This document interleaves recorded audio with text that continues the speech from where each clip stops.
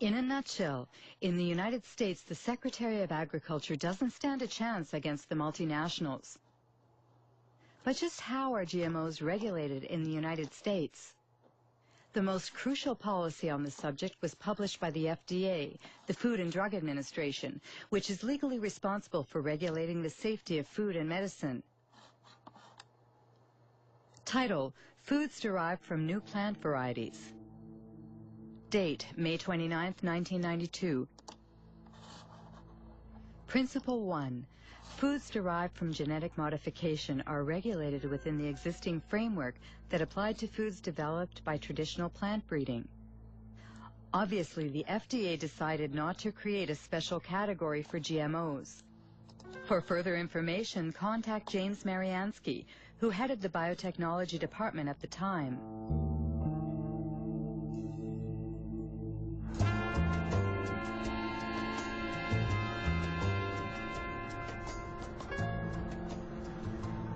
Basically, the government had taken a decision that it would not create new laws, that it felt there were already sufficient laws in place that had enough authority for the agencies to deal with new technologies.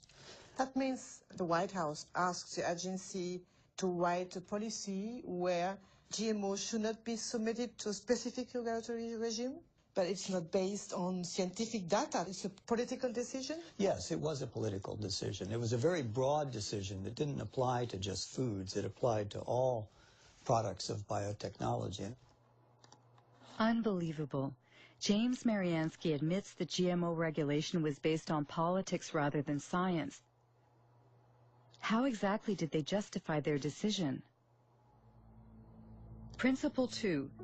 The components of food as a result of genetic modification of a plant will be the same as or substantially similar to substances commonly found in food. In other words, the FDA considers that a genetically modified plant is equivalent to its conventional counterpart. What they call the principle of substantial equivalence has been adopted around the world, and it's at the heart of the debate between biotech supporters and GMO foes. How could the FDA decide that a GMO crop is the same as a conventional plant? What we do know is that the genes that are being introduced currently, to date, using biotechnology, produce proteins that are very similar to proteins that we've consumed for many centuries. That's the FDA's official position on the matter, which was toppled by Jeffrey Smith, author of several books on GMOs. Michael Hansen, scientific expert for the Consumers Union of the United States. And writer Jeremy Rifkin, who was the first to denounce the principle of substantial equivalence.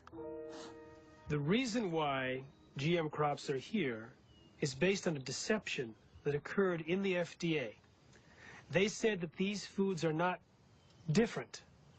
They use the word substantially equivalent. They use the word not meaningfully or uniformly different.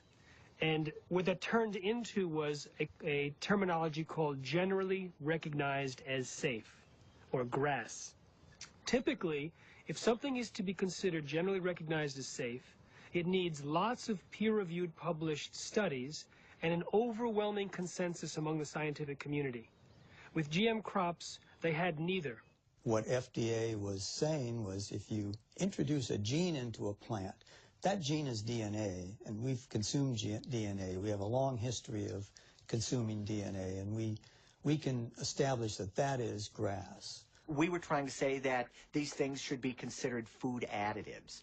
When you want to put a new coloring agent in a food, the tiniest bit of coloring agent or a preservative or some other tiny chemical, that's considered a food additive, and you have to go through all these procedures to show that it meets the criterion of reasonable certainty of no harm. But when you genetically engineer a food which can cause untold differences in that plant, they don't require anything. Here in Washington, if you were to have an evening and go out and get a drink at one of the local haunts where all the lobbyists hang out, everybody would laugh about this. They all know this was a joke, this substantial equivalency. This was simply a way to paper over the need for these companies, especially Monsanto, to move their products into the environment quickly with the least amount of government interference. And I should say they were very, very good at getting their interest expressed. I remember meetings that we had where the Monsanto scientists met with the FDA scientists, and they went through the kinds of modifications that they were making and how those were being done. And basically what they were also saying to FDA is, how will these products be regulated?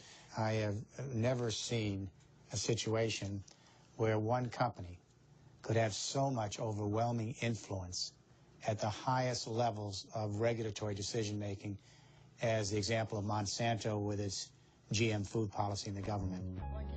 Exceptional news footage actually shows George Bush Sr.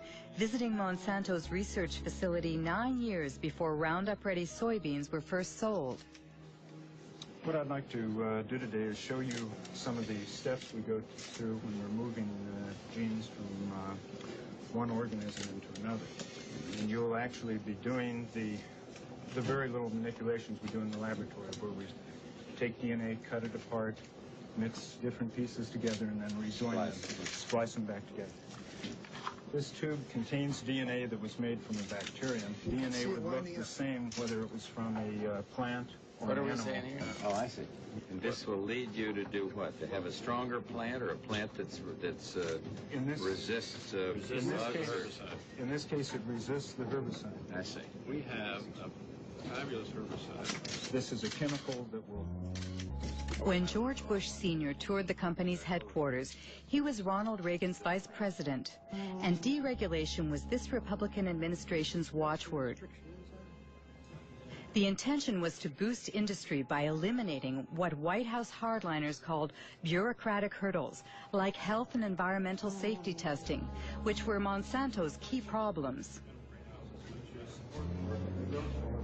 We have before USDA right now a request to test this for the first time on a farm in Illinois this year. And Get hallucinating about it, we'll lose it up here. yes, we will. And then the expense goes out and nothing happens because you can't. Yeah, and I would say, quite frankly, we have no complaint about the way USDA is handling it. They're going through an orderly process. They're making sure that as they deal with these new things, they do them properly. And now, if we're waiting until September and we don't have our authorization, we may say something different. Oh, me, we're in a dereg business. In 1988, when George Bush Sr. was elected President of the United States, Dan Quayle became the new Vice President. 4 years later, he announced the American policy concerning GMOs, drafted just as Monsanto had wanted.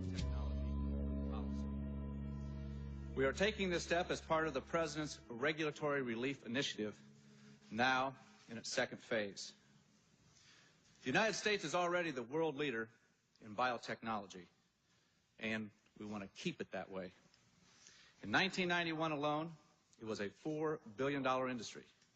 It should reach at least $50 billion by the year 2000, as long as we resist the spread of unnecessary regulation. Do you think it was